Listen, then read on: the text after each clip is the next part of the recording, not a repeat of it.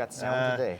Do we have sound today? I mean, like, Dave misses up an hour, or what is it, a minute and a half of no sound? That's okay. Oh, We man. didn't have anything important to talk about that first minute and a half. What's going on, guys? All right. Day 4. Is it day 4? It's day 4. Oh, man. Hey. Not even halfway. First off, right away, this has been a really good sale for all of us here at BRS. For those of you who don't know, we actually installed a whole new background, and we're picking like carts and stuff instead of buckets. It's super cool. But like, it just feels like here everything's just firing really awesome. This whole series of tips things, I've never seen anything more exciting to me. It's Like, really I go fun. sit there and read through all these. They're great. So, hey, just thank all of you for making this sale super awesome for us already. So, just thank you. But, in relation to that, What? First thing, man, is one of the things that thank you is all those people who win the trip for 2 to Orlando Wrap. Yeah. I think, man, we should like have like a dinner or happy hour or something, with us and maybe some of our friends from the industry. You guys can come hang out with us? Yeah. So there's 4 of you that have already been picked. I have you in here. We got 10 total by the time it's all said and done. Yep. So there's 6 more people. You guys don't know who it is yet. There's 6 more people that are coming. How do you get in? Or 6 more teams. So all you gotta do is be a preferred reefer. Right? That was easy. If you bought something in the last 30 days, you're in. Or if you don't want to buy anything, you already got all the things you need. Just add some stuff to your cart, kind of like a dream list or whatever, up to $500, and you're an active winner. You could also win all the stuff in your cart too, by the way. Yeah. But that will enter you just being a preferred reefer with something in your cart or buying some gets you into the trip here. And big thank you to the Worldwide Corals guys. Yeah, and that's we're flying you to Wrap, and then you're getting a hotel from WWC, and you're getting we're diamond passes. Should we just say that? You know what actually might be really cool is, and I bet you we could hook this up too, is like a secret like behind the scenes tour over at Worldwide Corals facility, right? You can see like how these corals are grown, all the primo stuff.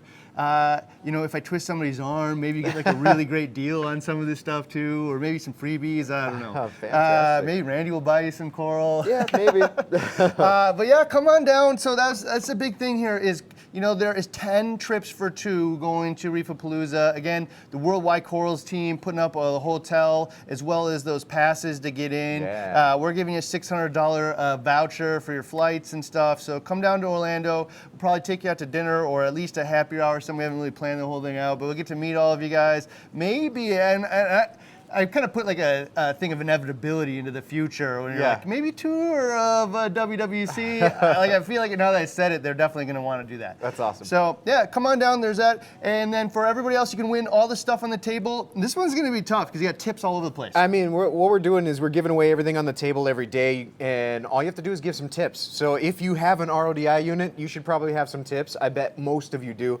The 2-part dosing kits, booster pump kits, Maxspect pumps, all of this stuff on the table. If you got a tip about it, start sending them out right now and throughout the sale. And on Cyber Monday, we're picking winners. You can win everything. I mean, you're probably going to win a couple grand worth of stuff here. This is a lot of good stuff. So tips today, try to focus them on like how do you get the best performance out of your RO system, right? Yeah. How do you get the best performance out of your gyre, right? How do you get your best performance out of your 2-part, some tips and tricks on 2-part that you found like changed the game for you. And there's a couple other things that just went on sale today, like the Octopus, all of Coral View went on sale today. Yes, so that's Auto Aqua, Camor, the Maxspect Gyre. The little lens that we told you was on sale. The Coral Viewer lens, that thing's on sale. The skimmers is probably the biggest one. The skimmers are on sale. All the Reef Octopus stuff, awesome stuff. All right, so yeah, dosing pumps, all the booster pumps, so all that stuff. Kind of keep your tips coming in about that stuff. We'll talk about them in a little bit. Yeah. And the one that wins, we'll pull you out on Monday, and you can get everything on the table here. Awesome. So big grand prize for somebody. And then there's the last one. Yeah, the last one is I've already picked orders and shopping carts refunds up to I'm at $4,000 now. So there's probably like a dozen or so winners already here, and we're going to announce all that on Cyber Monday with everybody else. But yeah, there's $4,000 worth of winners right there. All right, so we're going to get $10,000 away, and again, all you got to do is be a preferred reefer and have something in your cart or have bought something in the last 30 days. Pretty easy. Super easy to enter. Yeah. And you also get like 5x reward points on a lot of stuff. You're saving all over the place. So 15% off most of the stuff plus X. All right, good. All right, sweet. So I think we'll hit on like why we like a couple of things up here. Keep those tips coming in. Yeah, as soon as the tips are in, we'll like start pulling some of them out and talking about it. So the first one that I want to get to right off the bat, because this is super cool stuff, is the organization of your RO stuff. So Niche 3D makes these little clips. Yeah, let's see if I can get so my cord. he's got RO tubing clips. These are the 1/4-inch clips. These things are amazing. So just look at this board here. There's tube clips. They're coming they're 5-packs. So any one you get, there's 4 holders, 3 holders, 2 holders, 1 holder. I'm gonna bring it up, it's just so you can see it a little closer too. They all come in packs of 5. So if you want 5 single tube holders, boom, there you got it. Yeah, so you can route the lines along the wall. So super clean. One of the things we here have so many RO systems, and these cords are just wonky. So not only can you use it here on your RO system, but people use these on your dosing system, so you can run it along cords along inside of your sump and whatnot. Yeah. There's one here that actually holds on to your ball valve here. And so this is actually Aaron. Aaron does all the testing and stuff for you guys for BRS TV Investigates behind the scenes, but he also builds all this stuff here, and he's like a big 3D printer and whatnot. So he's like, I can't have it looking all wonky the way it does. You guys did it. So he just keeps building all these stuff. So, well, I mean, you're gonna see some other things from him later on in the show, in a few days. Yeah, you see the detail that he puts in the. So when you watch the Investigate stuff and you see how clean everything is, and you pop it right back in. Like, who doesn't want, a clean looking thing? And they just have, it's just snap in. It's such a satisfying feel to see it, just have it snap right in. So these are on sale, so you guys can pick them up, man. These are super cool. My guess these are gonna run out today, and he's gonna run home and start making more of them for you. So if you do run out, go ahead and check later, but they're super cool and a really neat way to organize your RO lines. Yeah, super clean, awesome. Also, what we were looking at was this was the booster pump kit, right? So we did an Investigates a long time ago. You did an Investigates a long time ago, where we tested differences in pressure and the performance of your RO unit, and we found just right off the bat that those higher pressures like 80, 90 psi just had the best performance as far as rejection rate on your RO membrane, and as far as like gallons of water per day made, like you increase almost double the amount of water you can make in a day. It's like more, better, less. Yeah, value exactly. trifecta, right? So if you can increase the pressure up every 10 points, the amount of water you produce goes up. It was almost double at the 90 psi, and the rejection rate goes way up as well, and you end up getting a little less wastewater out of the process as well, because the same amount of wastewater is coming out, but you're getting way more water. So you're saving water, you are getting better quality water, and you're making it faster, just to win on all fronts.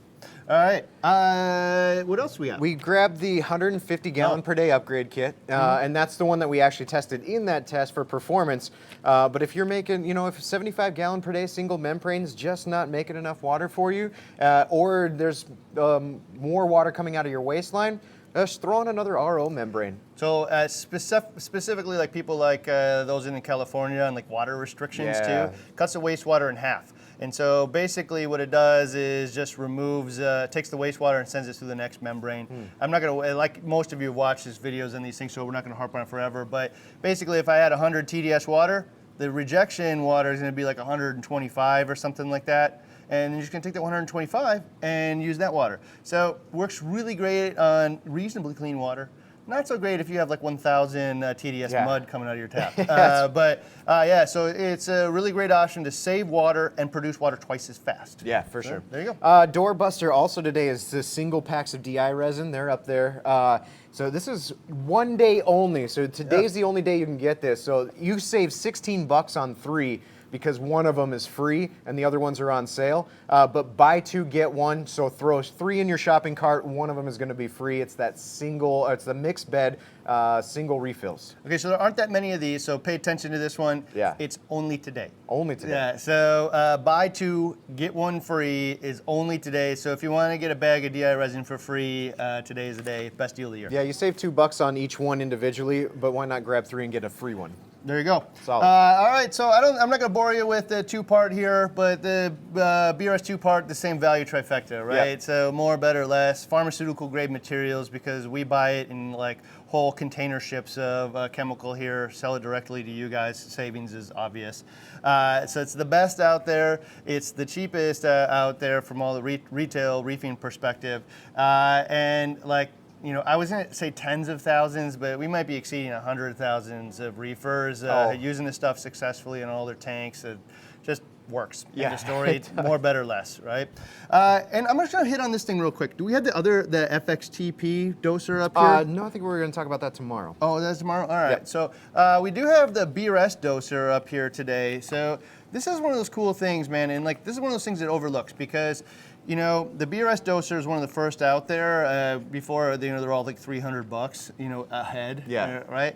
And so one of the things here, that, you know, this one you need a timer, right? Because it's just there's no control in it. So you know, people kind of gravitate to some of the other ones sometimes because you like little push button controls. But one thing that none of them do that this one does is this one's optimized for its intended purpose. That super slow drip rate. 1.1 milliliter a minute. Yeah. Drip. It's really slow. Drip. But right? And so one of the things that happened is if you follow my Facebook, which is just Ryan Batchelor, you can go find me and follow me, and you get to see little cool updates daily and whatnot. One of the things we did by accident was left one of these pumps on and dosed a half gallon of bicarb to one of the tanks, right? And it was an SPS tank, and we lost nothing because it was so slow. Okay. Drip. And it ended up precipitating out, and we caught it 12 hours later, or maybe it was a little less than that, but maybe 10 hours, and got all the water out of there and changed it out, and I lost nothing. I didn't even get any brownout or anything. If I had a faster doser that just dumped it in inside of 30 minutes, catastrophic. Total wipeout it would have been. So, so built-in regulation, self-regulation, just because it does go so slow. Because it's so slow. And so I think one of the only other dosers out there that does this is the Neptune dose, and it kind of adjusts for the size automatically, the amount of dose you're going to do. But most of the other ones, it shoots it in spurts pretty fast. So this is like optimized for its purpose. So I don't know, that's pretty cool. All right, so and then, we've got the Maxspect Gyre 330 that starts it. It's part of the Coral View system, but this is the Doorbuster today, the Maxspect Gyre 330 version. That's the pump and the controller model. This is what I'm really excited to see the tips on today. Right? And so, because there's lots of people that are using gyres out there, and they're using it in all kinds of different ways. So if you got tips on how to use it, placement, cleaning, hiding the anything. cord, you know, anything. You know, if you got tips on it, it'd be super awesome to share them. Yeah, definitely cleaning it. You know, how you go about that.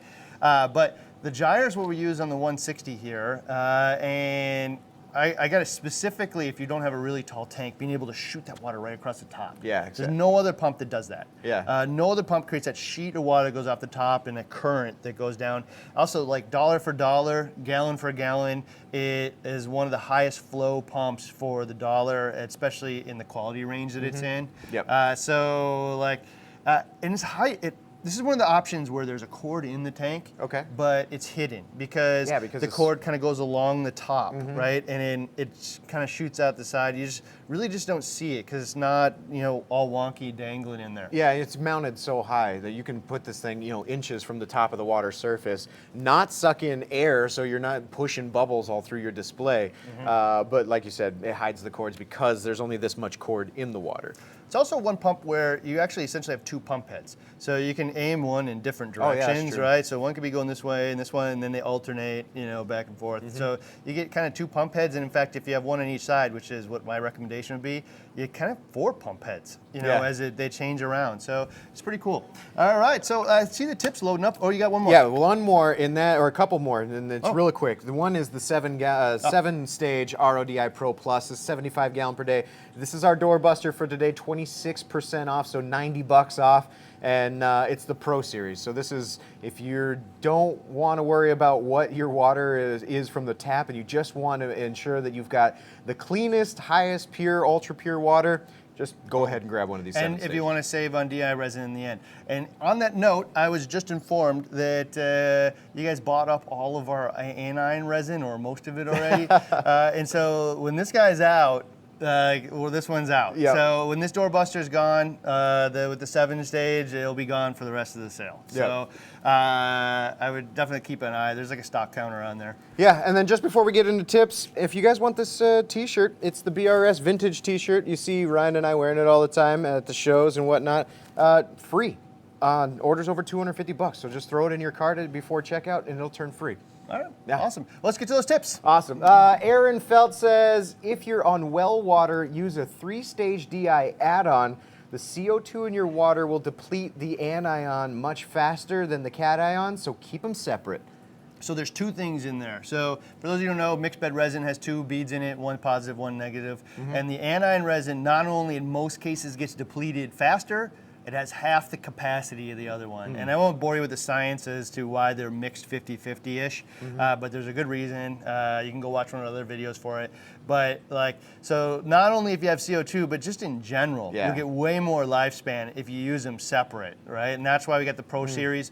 And for those of you who wonder why you have the mixed bed afterward, it goes cation, anion, mixed bed, it's because that last one does a final polish. The mixed bed is essentially millions of those little teeny, like if you got a single bed, it's cleared out, and then the net is pretty close. But the mixed bed is like millions of those little combinations happening all at once as it goes to the top, right? So it's better to have all 3, but definitely the anion resin will save you a lot, specifically on your well water. This is my first time living in well water, so I'm curious what it's going to be like in my house. True. Well, I think for a majority of reefers, in all my experiences, and probably a majority of reefers with their house, their anion is typically the one that goes first in almost all the cases. Almost all cases. Yeah. So you can save a lot of money. By the way, if you don't have one of these triple stage guys, all you really need to do is pick up a double stage and then change out the resins you use into it. So you can just kind of add one on, and you don't have to go buy a new system or anything crazy like that. Yep. So if you want to get the advantage of that, there's tons of videos on this, by the way. So go check out mixed bed versus single bed videos, whatever, you'll find them. But I'm super curious because I moved into a house and it has 500 plus TDS in my house, and that means that I'm probably going to be pushing at least 10 TDS coming out of it, and I'm gonna burn resin like crazy. If I have CO2 issues, even worse. So there be was really some curious. silicates in there and stuff too. I think when we did the test. Yeah, I do over 10 for sure. So I got terrible water. I'll explain it. You're gonna see a video from my house. You'll see how terrible it really is. But yeah. In fact, I told my wife you can solve every problem. Like when we moved in, oh, don't worry about that water. I'll solve it, right? I do water for a living. And I mean, everything we've thrown at this thing, unbelievable. I'm running into, you'll get to experience it, but running into sulfur issues, sulfur bacteria issues, literally the water sometimes smells like farts, man. It's terrible. It's terrible. So it's just one filter after another just to get proper drinking water, and then I need to take another level for my corals and stuff. So really interesting. Cool. Carl has a tip on the gyre. He says, run the gyre in reverse for a while. It tends to clean the bubbles and the algae off. Oh, interesting. I have not run it in reverse for that purpose. I don't have it either. In fact, I don't actually run it in reverse in general. It's a little slower. I think it pushes a little less water when you got it in anti-gyre mode or the reverse mode or something like that. But yeah, so it does go in reverse gyre mode, but it does not create a gyre. And so what it does is if it's going forward, the impeller is definitely designed to shoot forward. I mean, you can just take one look at it and see that. You can definitely tell with your hand. But it's going to shoot that lateral line, and it kind of spreads out as time goes on, right? But in reverse, the flow pattern is super, super wide, right? So it really doesn't go anywhere. It does create a different type of gentle flow pattern, so you can reverse it if you want. Possibly removing some algae and bubbles. Possibly could flush out stuff out of there. So that's pretty cool. That'd be a cool one to check. J-Rock says, turn the TDS meter on every time, even if only to check the batteries. If reading numbers look dim, change the batteries. Leaky batteries will ruin the meter. Yeah, interesting. Yeah, they're little watch batteries. You can find them at your local, any big box store, any store really. So I think they also say error, ER on them when the batteries start getting pretty low, and just swap them out. So one of the things you'll catch that way is when your membrane goes, not just when the DI goes, right? And so you'll start to see it. membrane often fails catastrophically. Like it doesn't go from 2% rejection to 3, 4. It'll go from like 2 to like 50.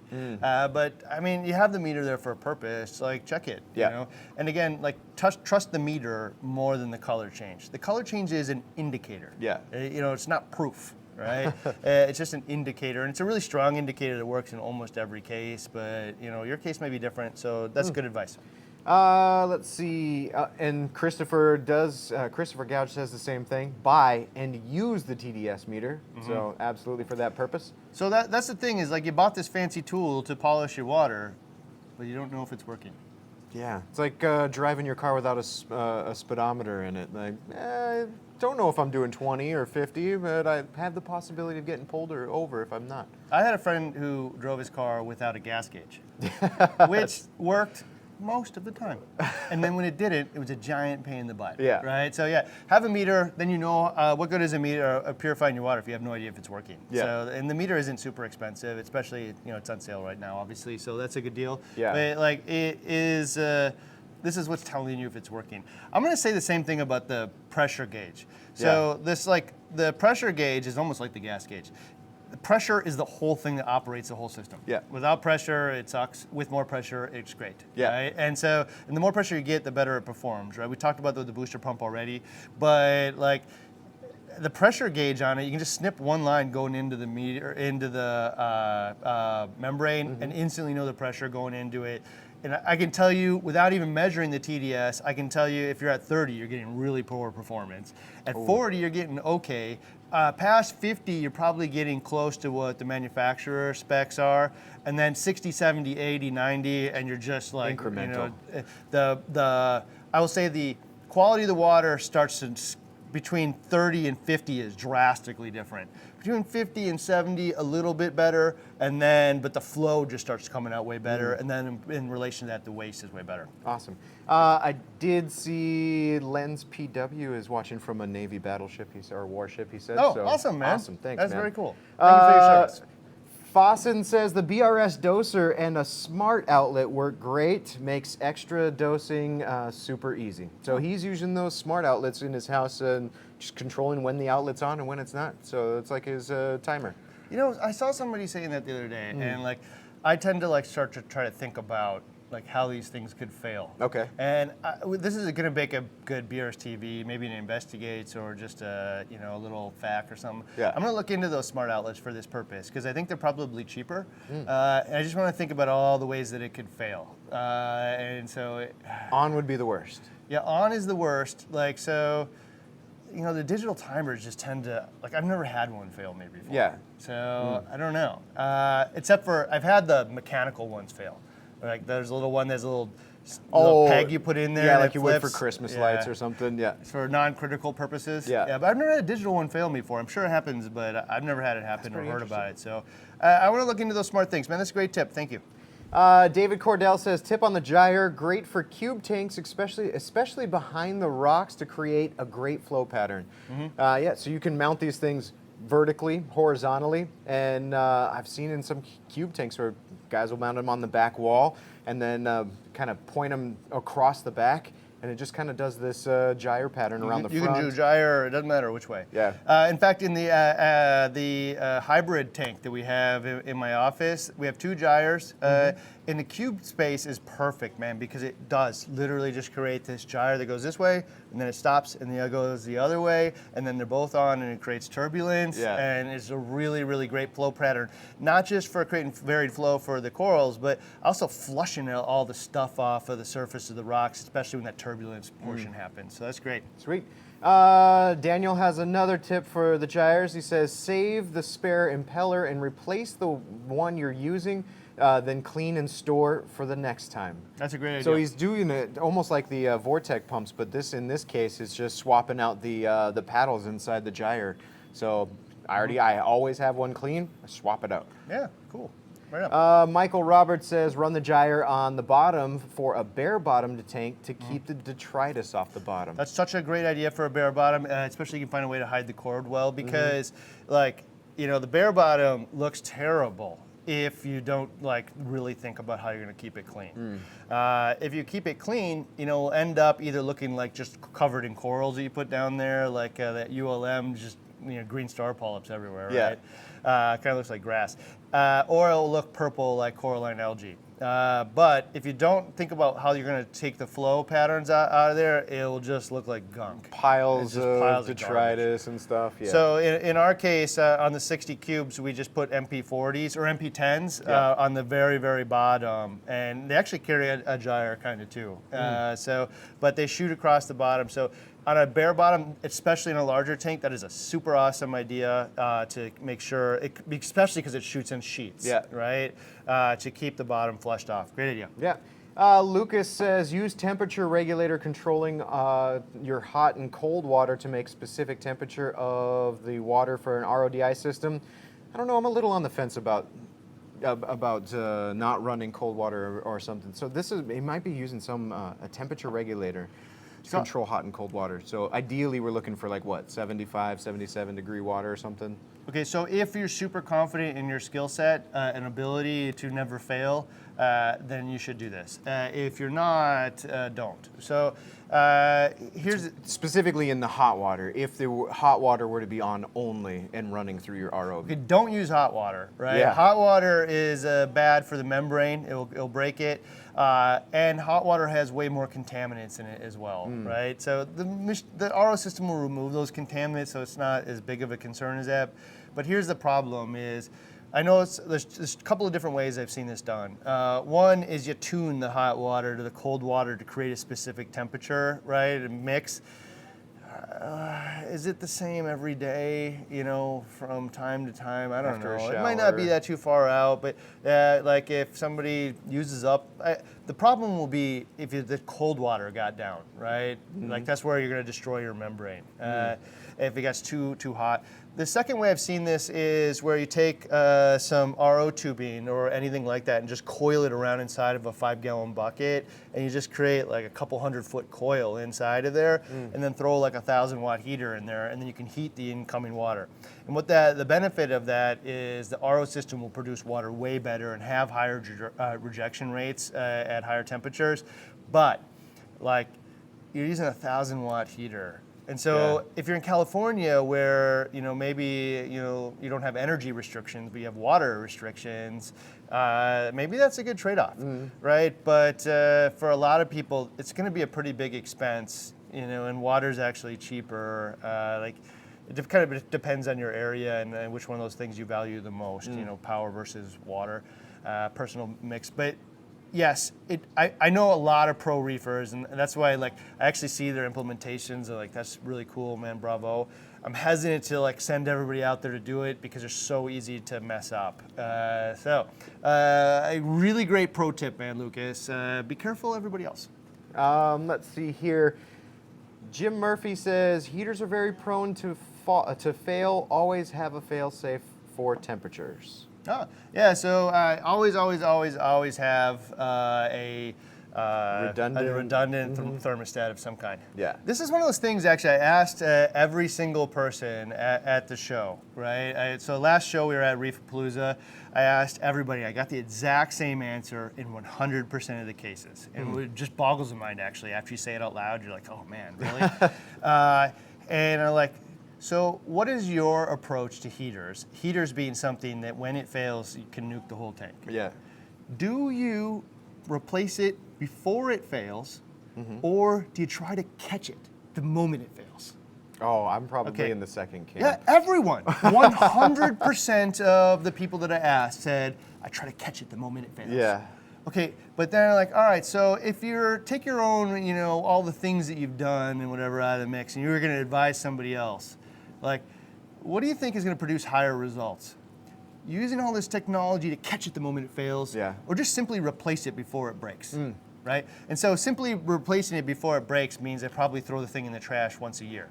Because most of them are gonna last a year. And by most, I mean some will still fail, but I've removed that thing out of there. And I think about this as all life support for the system. So I think a hospital waits for the cardiac arrest stuff to well, it's just wait until it breaks. That's when it's done. Like, no, it has a usable lifespan, and then they throw it away. Yeah. Right. And so, in the same case here, man, like, just use the heater, throw it away, but you should still have the like redundant thermostat of some kind on there to turn it off. It is the most likely thing to kill your tank. Yeah. And so, when you say it out loud, I wait for it and try to catch it. And then you think about like the layers of technology and controllers and alarms and all this stuff. Like I try to do to make sure that I can catch it when it fails and then like somehow run home and change it. Or I can take, relatively inexpensive heater and just throw it in the trash. And by the way, sneak preview, I heard that there's gonna be 300 BRS heaters that are coming in today. And so in that case, you have two separate ones. You have a controller and the heating element. The heating element's German-made one that will last forever. It's a 3-year warranty. 3-year warranty. Yeah. I'm not worried about that thing failing off because you have a long time. And then the controller is like only like $50. Yes. And so that's the part you throw away because that's the part that's turning on and off, a million times a year. And $50 a year? Yeah, That's $50 a year. Just replace it before it breaks. Will it last 3 years? Like, it will probably last 3 years in 70% of the cases. But like, I just don't want to be. I'm not rolling those dice with this kind of investment. That's crazy. Yeah. If it was $500 to replace it, I'd roll the dice. Yeah. And I'd do all these elements to try to test against it. But if it's only $50. Yeah, I'm gonna find the $50, man. $4 a month. I'm not going to Applebee's next week, and I'm gonna save the tank. End of story. All right. Yeah. Real quickly, Matt was asking when are we announcing winners? All the winners will be announced on Cyber Monday for the Reef-A-Palooza trips, for the giveaway orders, and for all the Doorbusters. So just give you a rough outlook of what I think. We haven't like nailed this one 100%. Yeah. So I think what we're gonna do is in the morning, Yeah. we're gonna give away all of the Reef-A-Palooza trips. Oh, yeah, right? solid. All right, and then somewhere in the afternoon, we're gonna give away the 11 days of stuff on the table, right? For your guys' tips. And some of those things, Taya's are like multiple thousands of dollars worth of stuff. Oh, yeah. And then at the end of the day, to close out the sale, I think we're gonna call off the $10,000 in winners. Solid. So we're a rough outline of what Monday's gonna look like. So there you go. Awesome. Oscar wants to know, or he says, on the DI resin, I use triple systems and mix DI on all. So he uses the mixed bed DI, 3 stages of it. Okay. So basically, he doesn't have to change it. He can just continually change and swap them out as they deplete. So one of the cool things, like, so when you talk about using at least 2 stages, one of the things is you always have 10 inches of resin then. So if I got 2, and like one of the things to think about is the way that this works is the water is gonna come up through the bottom and deplete, right? And so like the bottom is like you got 10 inches of resin that's going through, and then you get towards the top, it's only 1 inch. Yeah. Right? And so the harder stuff starts to get through, right? As you get thinner and thinner and thinner. And then actually, it doesn't just stop working at that point. It will purge the bad stuff first, right? So this is a long, long conversation. We actually have a video totally on that specific topic. Yeah. Yep. But the way that ion exchange resin works is it gets rid of the weakest bonds first for the strongest bonds.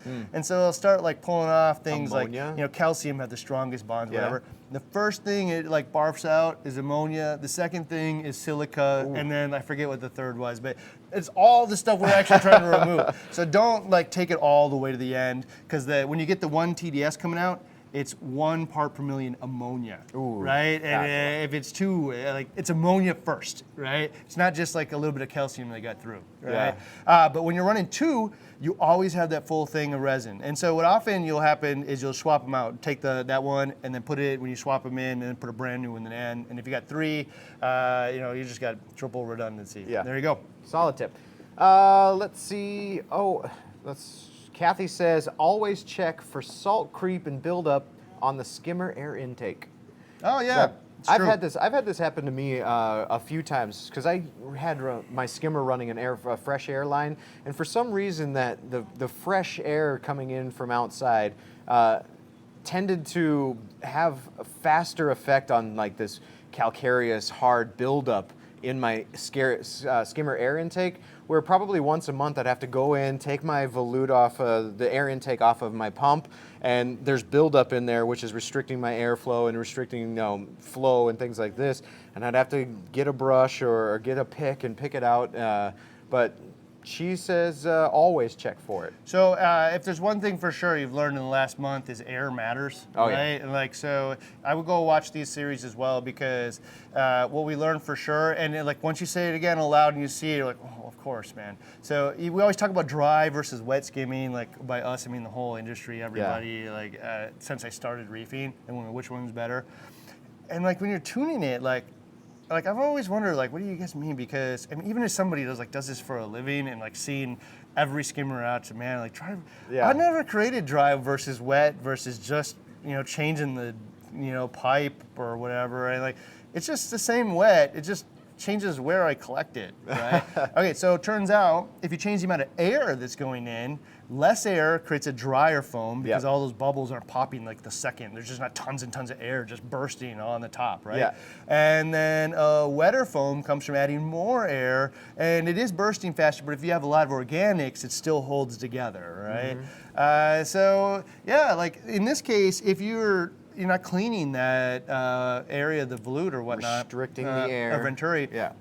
it is going to restrict the air and it's going to perform differently. Well, and on a single pump skimmer too, we found that when you restrict the air, it actually increases because it's only one pump doing the double duty. So it's drawing in water into the body of the skimmer and drawing air. And if you reduce one or the other one's going to have the opposite effect. So, getting rid of reducing the air by a buildup on the air intake actually makes more water come through the skimmer itself. And then what we saw was micro bubbles. That equated to micro bubbles going into the tank. So if you see decreasing performance, it's a sign that you probably need to clean that thing out. Also, if you see micro bubbles going into the tank, it's a probably good idea to check it because it's probably flushing more water than air now. But in any case, I've seen people like complain, in the reviews, like, I have to clean out the little part every 3 months. I don't like the skimmer. Every piece of equipment out there, some of them don't require that. That makes them the best. Yeah. But most equipment is going to require some maintenance quarterly. Yeah. Right? Some of it like requires it monthly, which is like beyond my scope of willingness, and I will pay a little bit extra to not have to do that. Yeah. Do some review hunting, but. Yeah, the things just fill. And I wonder if your experience with pulling air from the outside was related to temperature outside, because it's hard to identify what would be different Yeah, with the it air. could be. Yeah, and it seemed to be a calcium. I was dosing 2-part too, so it seemed to be like a precipitate type of buildup. It was really, it was white, it was hard, but absolutely almost like clockwork every 3 weeks. Yeah, so I know that one of them, like the Red Sea skimmer that goes in back to the E-Series, like I've heard that one needs to be cleaned out pretty frequently. But again, in that case, man, like I can just walk behind it and pull it out, right? It's not like I'm unwiring everything down below. You know, and pulling one of these guys out, I mean, that means you're taking the whole thing. I would say at minimum quarterly, you should disassemble the whole thing and clean it, right? So that if it's inside that calendar like 4 times a year, you're probably good. And kind of related to that, C. Mathis says you could run a cup of hot RODI water down your skimmer air tube every few weeks, and probably release some of that, especially if it's like salt creep or something that's easily dissolved or quick to wash away or flush away. But he says he runs some hot water down That's there. a really interesting path, like to think about. Like, could I, just turn the skimmer off and pour some vinegar down there, or even like some soda water or something acidic that really probably won't harm the tank if you don't dose a lot, and just pour it down that tube, and will it just dissolve it for you? I'm not gonna go like recommending that or anything, but like that's an interesting thought. They like instead of taking out, if your skimmer's in a place where it's just super super hard to clean, that might be worth trying. I don't know. Big Fun for Us says, don't be lazy with RODI maintenance. When the output water goes bad, it can cause seemingly insidious problems that are difficult to correct later. Yeah, ounce of prevention, pound of cure. I mean, if there was one thing, like in reefing, that doesn't even really apply. It's like ounce of prevention, million pounds of cure, right? Trying to dig your way out of holes in reefing is so hard, man. It takes months to get to that problem. It'll take months to get back well, in out. some cases, much worse, Yeah. right? And so, yeah, that's a great idea. Make sure that you're changing out your filters and stuff. And like one of those things, like, people just don't do. You just kind of change your your carbon blocks when in like the every 6 months to a year kind of idea. If you use those little chlorine test strips to test the wastewater, which is water that's passed through those things but hasn't passed through the membrane. Right. So it does go through the membrane housing, but it doesn't go through the membrane itself. Yeah. If you test that for chlorine, once you see chlorine, you should change them out. And specifically people who have chloramines that has ammonia in there, now, like, definitely for you. And so, I mean, they're like, what, 15 bucks for a pack of like 20 strips, or something like that. So, I mean, they'll probably last you the rest of your reefing career. One little pack, so. Yeah. Let's take a look here. Oh, Eric says, get a couple of large 44-gallon Rubbermaid Brute containers and mix your RODI water with salt in large batches for easier, more accurate water replacements. I'll tell you what, this was kind of like a game changer for me when it came to like mixing water and doing water changes, especially when I went from like a 40-gallon where I could do a couple 5-gallon buckets to 125-gallon where that same 20-30% is now multiples of 5-gallon buckets. When I got my Brute trash cans, I'm more apt to do my water changes because I have a full batch of water mixed up and I can just take it to the tank and do it all in one shot. I agree. So I get the biggest container that you can get. If you make it easy, it means you'll do it. If you do it, your tank will thank you for it and show you in results, right? End of story. Absolutely. You'll be more proud of what you create. It'll be more fun to share with everybody because it'll look so awesome.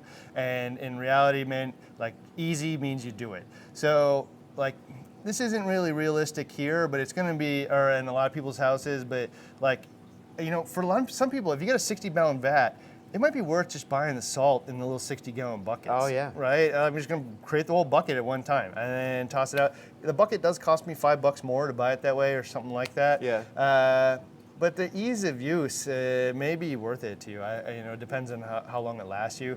In my case, I'm getting a 160-gallon container for my house for a reason. Yeah. Right? And I don't need 160 gallons of fresh water, but like I'm getting it for a reason because I want to use the whole bucket. Yeah. Right? I just want to mix up one bucket at a time. I don't want to scoop it out.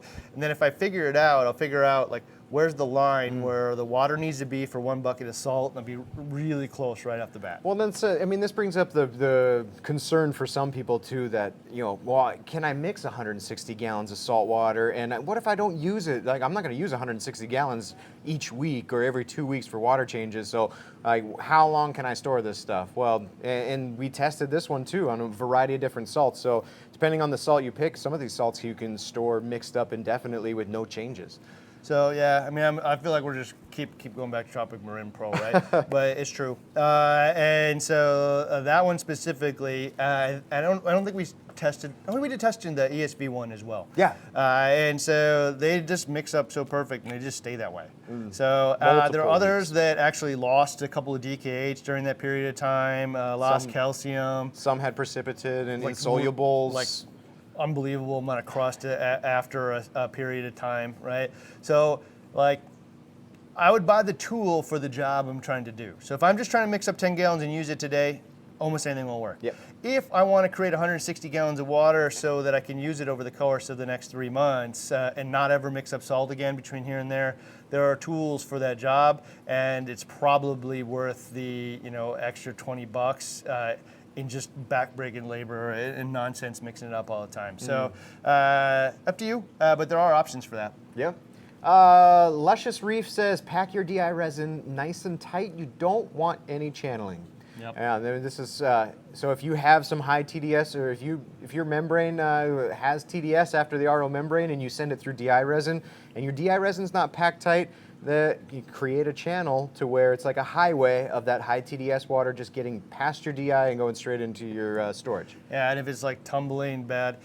So here's the reality of it though, is you might say like, man, I packed the hell out of this thing. Yeah. And then like at the end you see like a little bit of water on the bottom. It's because over time the anion, when it's exchanging resin, shrinks, right? And so you didn't do it wrong or bad, but it just means you want to do it as best you can from the beginning, right? And so we buy them we have them pre-packed here if you just don't want to mess around with that. But we also have tons of videos like how to pack DI resin. They show you the tools and actually how to do it. These 250 mil cups, measuring cups that we have are the tool. This is the small. This is a little smaller one, but the 250 mil, the bottom of it, fits into those DI refillable canisters perfectly, and I set my DI upside down, I put the cup in, and I tap them both down, add more, tap them both down. Talk about tight packing. That's the this tool. Is like what they're like $1. Yeah. You will break one after a while, but like this is what I use too. Yeah. So I'm just looking for a cheap tool that fits inside there, that's easy to recommend. 250 and this is mils. 250 mil. I think it's called a tri-pour on our website. So Yep. check that out. Zach says, mount your RODI as close to your mixing station as possible for ease of maintenance. Yeah, I agree. Yeah, we have boards right next to all of our RODI units that mount them right into where we're putting mixed water in. I'll also say go the other direction. You can run this stuff pretty far. You can, So, yeah. If you're from your basement upstairs or from somewhere in the house, some people put them in their garage or have them in the house and run them out to their garage or some places like that. The only thing I will say is I wouldn't, like some people try to install them in their basement for the reef and then run water lines up to like their drinking faucet, 2 stories and 80 feet over. If you're gonna do that, this is a more complex install, but you definitely need to run like 3/8 inch lines now. The 1/4 inch is not satisfactory for running that long, especially when there's a pressurized tank on the other end of it that you need to fill. So. Steven says, I put my gyre on the Euro brace, it makes it even more hidden. Oh, that's Oh, cool. that's it. Yeah, because because you can aim those heads, right? I can mount it like upside down and essentially turn those out towards the tank, so it's not blowing straight down. It's actually blowing out, and now I've got a completely hidden almost no cord in the pump. I've never heard anybody doing that. That's a great idea, dude. Super smart. Stefan, yeah, that's an awesome tool. tip. So if your water is that close, Yeah. that is a really no cords in the tank. Yeah. Like, or very little anyway. That is a great idea, Great man. idea. So they make glass Euro braces and as well as acrylic. So very cool, man. Yeah. Bernardo has an RODI tip. He says, make sure you install the system in an easy access location. Don't make replacing the media such a hassle that you won't do it. Yeah. I mean, for especially like some of those, we put those canisters on super tight, and you do need the wrench. You should use the wrench to tighten them. You should also use the wrench to loosen them. In which case, if I have no room to put my wrench in there and kind of turn those things, I'm not going to get to Out it. of sight, out of mind too, right? You want to be able to see that the resin is depleting. So I agree. Everything should be, the easier you make it, the more likely you'll do it. Yep. Mark Waller says he saw a video of somebody running a sediment filter on a new batch of salt water to keep the stored salt clean. Is question, is this good for the salt? In our case, we ran a sediment filter at the end, after mixing it on like some Red Sea salt and like HW salt and some. Actually, in the testing video, we ran all of the batches of stored salt water through sediment filters and then laid them out on the table in gradients of kind of what was left over. But man, you can see what was in each one. Like Yeah. you can see with the naked eye, it ain't trace elements. Yeah, so like you can see each sediment filter dirty to a different degree. But yeah, so I would totally agree, by the way. Run the sediment, put a BRS reactor, run the sediment filter, and in the end, if you're going to use one of the more affordable salts, this is a great way to up the game a little bit, and a $40 investment now will save you money over the long run versus buying the more expensive salts.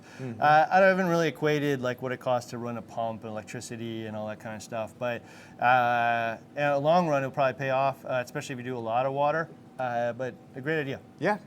Let's see. Luscious Reef has another tip for us. He says, run your gyre in some mixed up citric acid and regularly keep them clean. So, I mean, this hits on everything that we're talking about as far as maintenance, and we've said it a dozen times, and maintenance seems to be a reoccurring theme here on our gear, is keep it clean and it will last longer for you and it'll work properly. So that'd be interesting to see.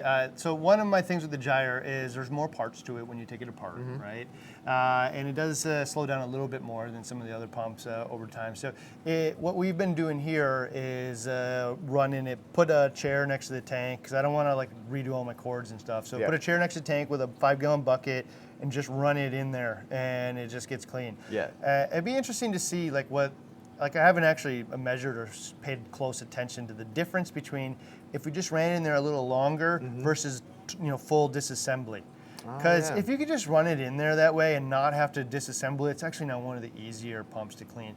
I know that like Terrence says that same thing with the waves, right? Is like, you know, you pull it out, it just turns off once it's out of water. Yep. Put it in the 5-gallon bucket right next to the tank. Kicks back on, cleans itself. Pull it out, turns off, put it back in the tank. So if you use a wave, that's a great way to do it too. Solid. Let's see here.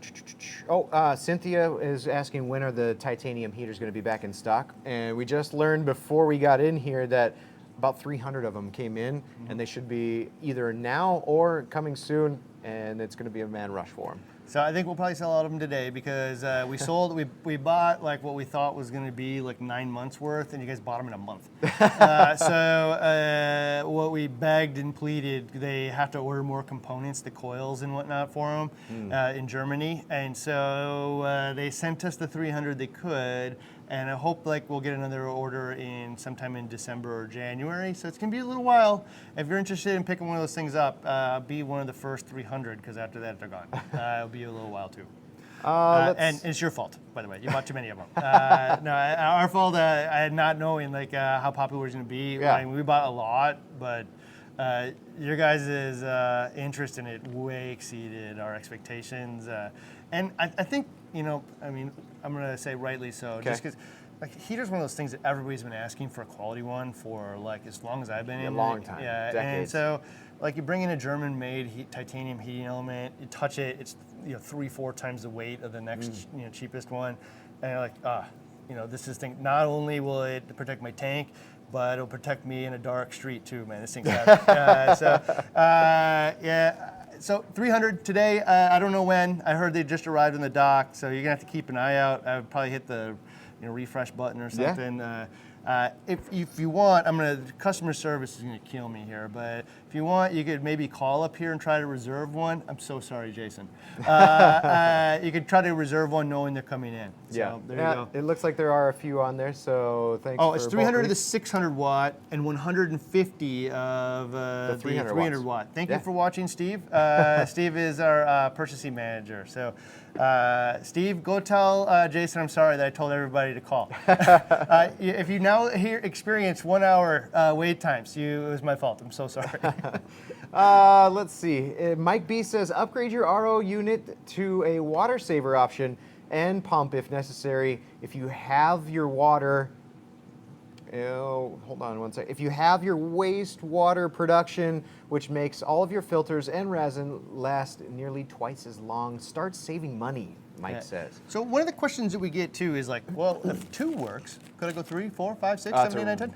Really good question. Okay, and so this is what I would say is you can, actually, as long as you have the water pressure. And so everyone you add on here is going to decrease or add more like water coming out of the system, which generally reduces the water pressure. There's a lot of things at play here.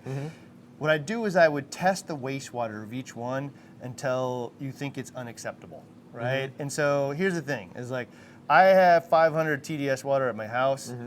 Before I moved, it was 100, right? And so, like, I could go with one TDS, one additional one, go from 100 to 125, and I'm doing way better than just living where I'm at. Yeah. I could even go to 125 and end up at like, maybe 160 or 70 or something. And then I could even add another one. And still, as long as I still have water pressure for them, I'd be up at like, 200, 225 or something. I'm obviously not doing the math here, right.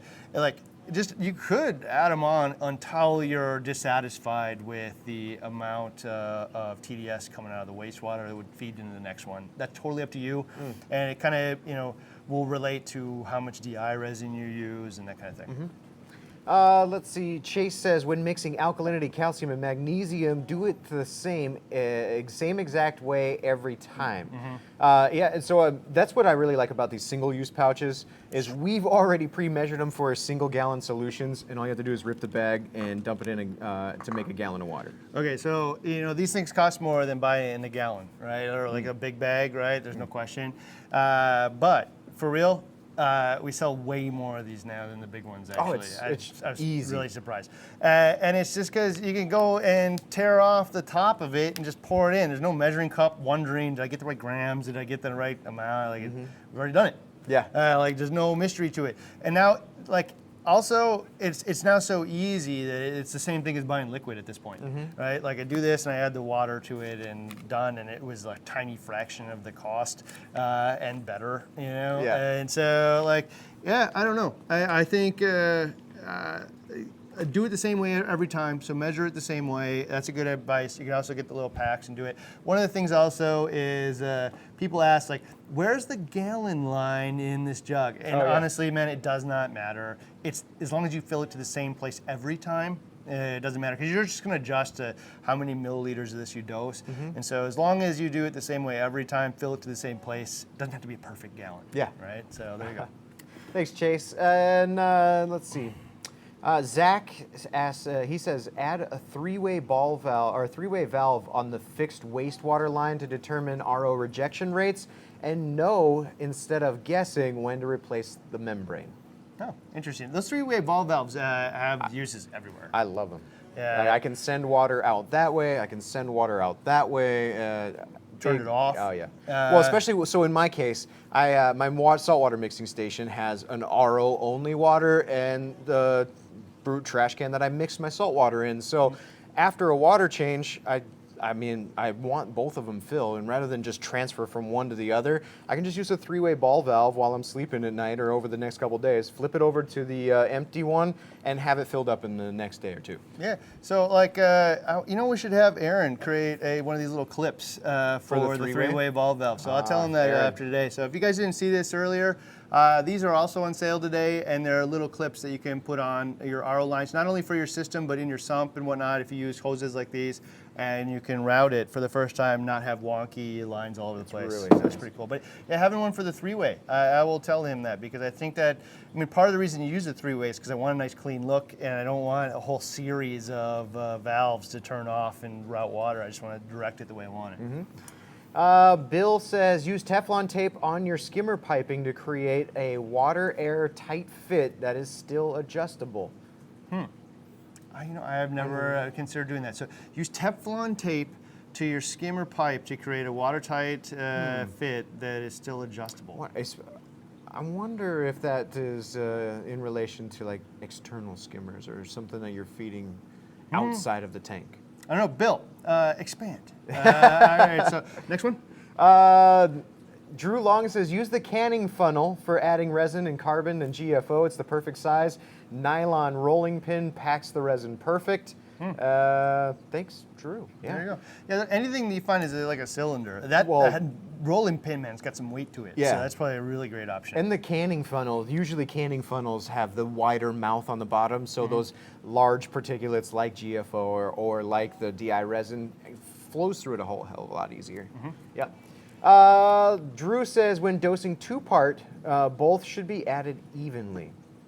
So specifically in the case of if you're mixing our recipe for the calcium chloride and you're using soda ash, the recipe for calcium chloride matches the soda ash. So relatively, if you're dosing them in equal amount, like 40 mils a day each, it should have a balanced dose. So pro tip here is don't worry about calcium, right? So if you're doing this for your first time, measure alkalinity, because alkalinity is the one that is easier to get spot on in consistent readings, especially if you're using one of those Hannah checkers. And then if it says to dose 100 milliliters a day of the alkalinity, just do calcium by default and give it like a little while to stable out, because the changes in your calcium test kit, it's only accurate to a certain point. So you're gonna want to watch that over a while, but like, just pay attention to the alkalinity and match the alkalinity dose to the calcium, and it'll probably get you pretty darn close.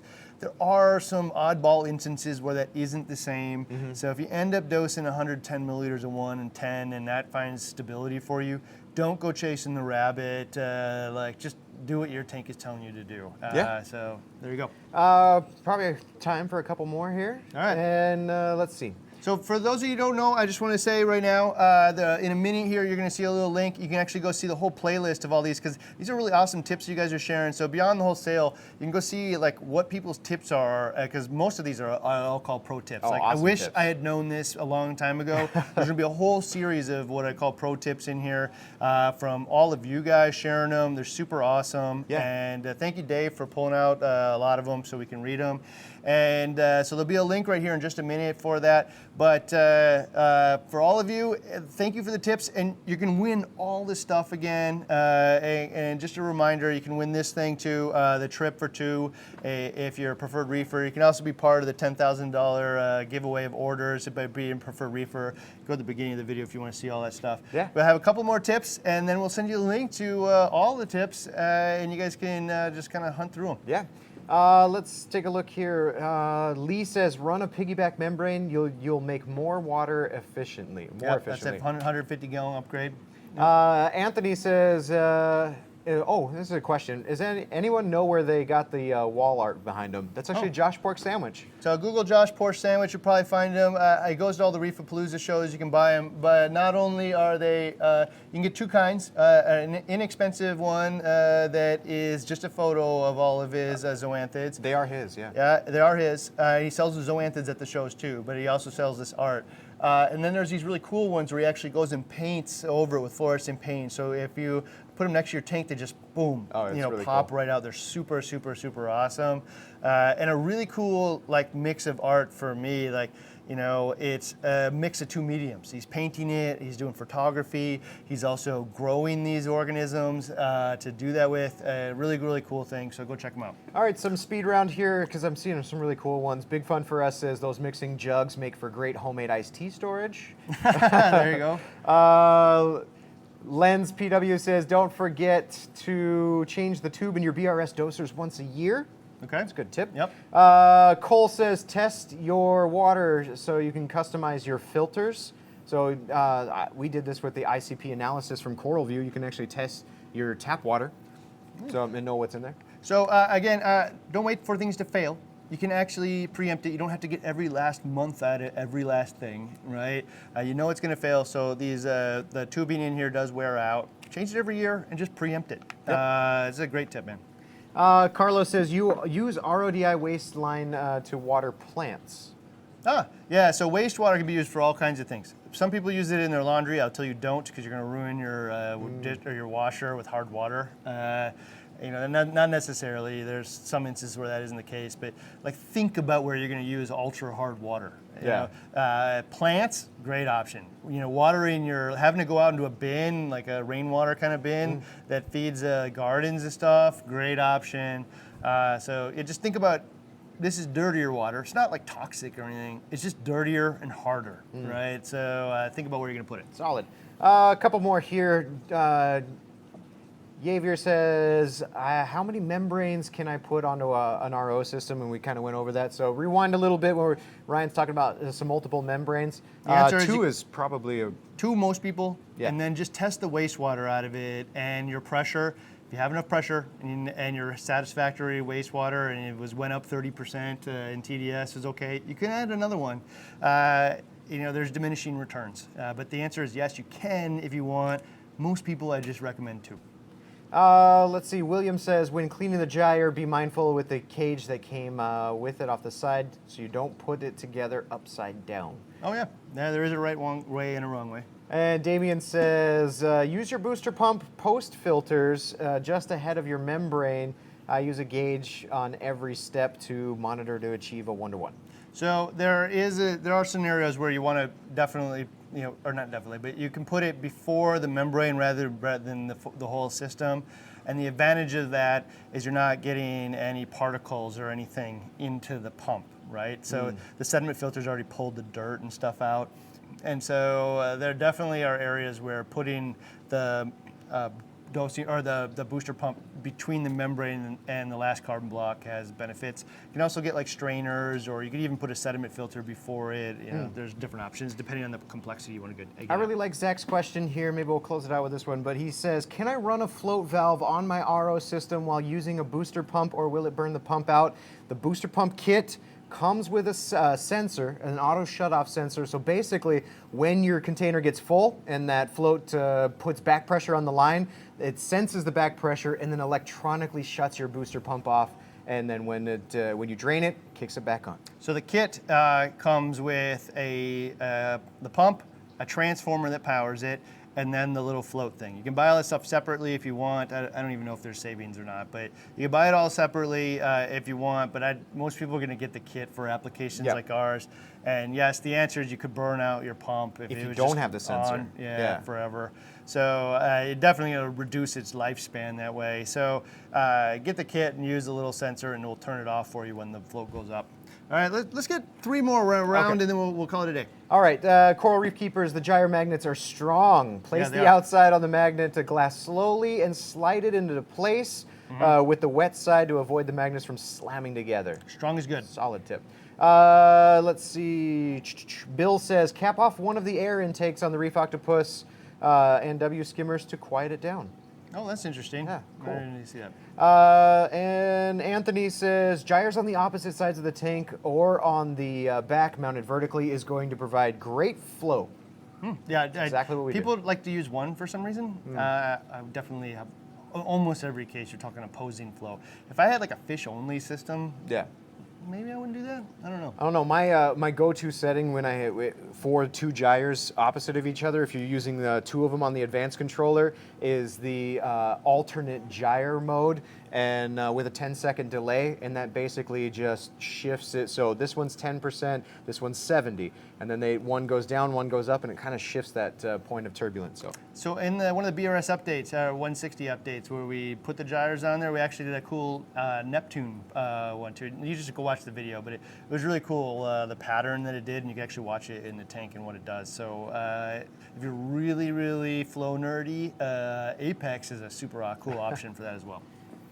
All right, well, I think we'll call it a day, man. Thank you for all of your tips. I hope all of you guys win. And honestly, man, like everybody here is super ecstatic with how the sales all going. So thank all of you for all of your guys' support and how much fun that you make every day of our lives. So thank you all. And we'll, there's if you want to go see all the tips from all 4 days, here is the link. You guys go see it. So thank you very much.